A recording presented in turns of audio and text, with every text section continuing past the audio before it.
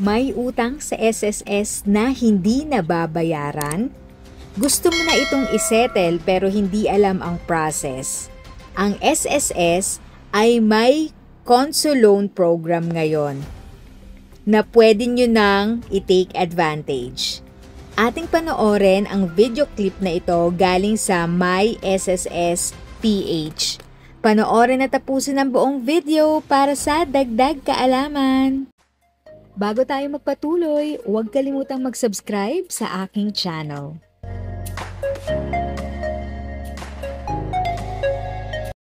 Thank you sa pag-click ng aking video. Good day po sa lahat ng mga nanonood. Sa mga bagong viewers at napadaan lang, by the way, I'm Tita Eda. Welcome to my channel.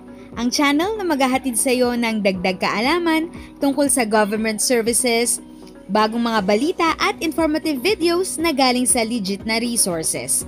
Mag-subscribe na para updated ka.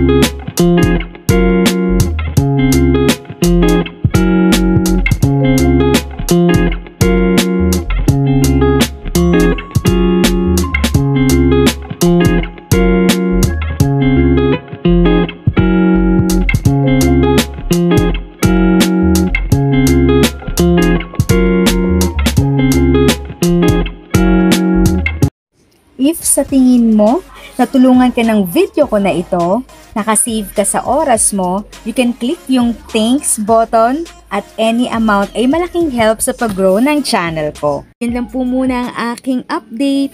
Sana ay nakatulong na dagdag kaalaman ang aking shinare today. Ang goal ng aking channel ay mag-create ng awareness. Kung ganitong mga topic ang gusto mo, panoorin mo ang mga videos ko na ito.